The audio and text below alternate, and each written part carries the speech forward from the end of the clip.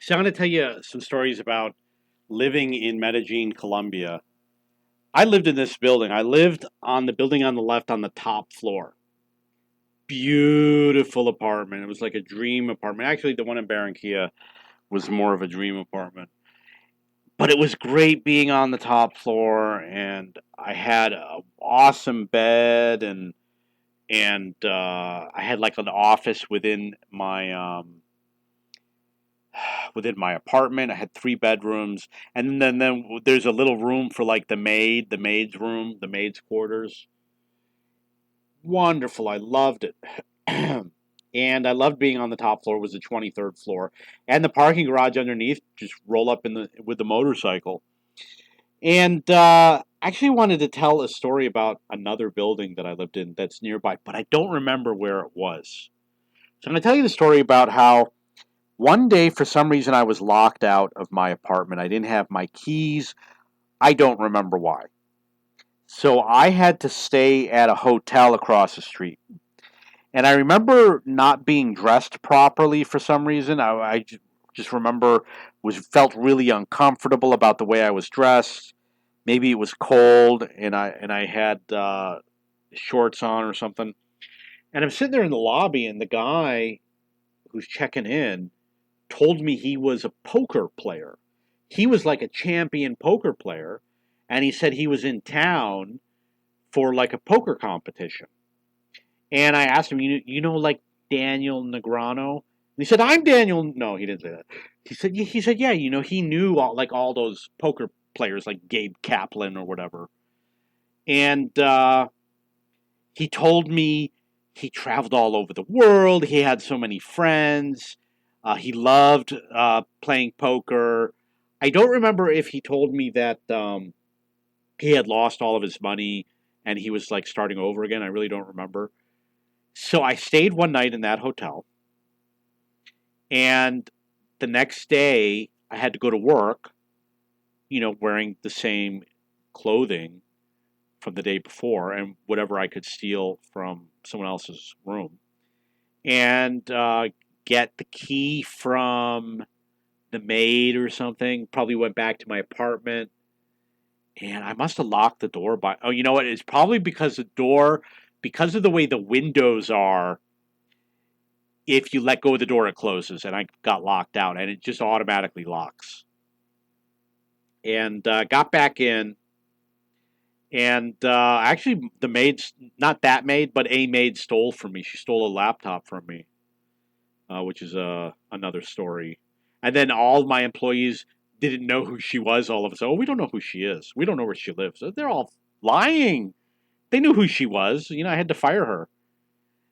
She stole a laptop. It was a nice laptop. I went and I bought two laptops for use by the employees, and she stole one. I came in from New York, had these two beautiful laptops, and I put them down, and she said that she wanted one of the laptops. She said, computador para mí. And I said, no, es para mí. And I went and probably fell asleep because I just came back from the airport. And when I woke up, one of the laptops was gone. And, she took it. I know she took it. I practically saw her take it. And so I also flew a helicopter over here. It was a toy helicopter, but it was a fun thing to do. Have a little toy helicopter, flying it around. And I filmed some some stuff over here. Ended up not working out because I didn't have good quality cameras. Um, Something for it was business related. Ended up being really lousy. But I really liked living here, except for the fact that TV was in the other room. I would occasionally. Oh, you know what? I didn't have laptops. Oh, you know what I did? I used to have a laptop at work and a laptop at home. The stuff at home nobody has access to. It was all your business financial stuff, and the one at work was just nothing special. I'm going to tell you, somebody came into my office. I don't know if it was a competitor or the FBI, but this woman came in for a job, and she reeked of being a spy. You know what I mean? So um, I had to reinstall my equipment. I said, "There's no way this woman can be trusted," and then she didn't show up to work ever again. Um, yeah, so that was my building. What was cool is that my office. I'm gonna see if I can show you my office. You can't see it. The office is down the hill. It's a building way far. Let's say it's this building that looks like a tree, way far away. I could pick up the company Wi-Fi from my apartment. That's how good the signal was. I had these massive outdoor Wi-Fi's on the roof because one of the things I wanted to do was sell Wi-Fi to people in the neighborhood. For example, there was a local shopping mall, and we tested it, and there was some coverage.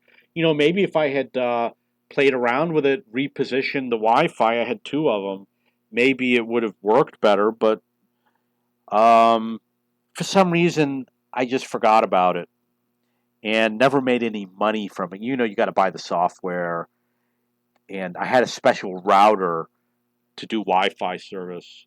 I could have just put it up over here. And you know what's funny? You see the building across, and all these buildings are all empty. Nobody lives in these buildings.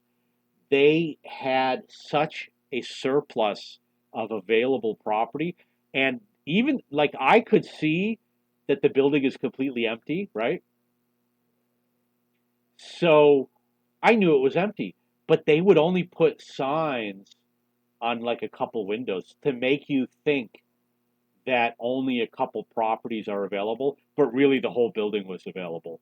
And they do that to trick people so they can try and charge you a bigger price. The other thing is the electric company was right behind this building. So whenever the transformer would blow, it would be extremely loud, and I would be the first to know. Okay, so that's where I used to live in Medellin. Um, and I used to actually take the bus sometimes. I'd come out here, hail the bus.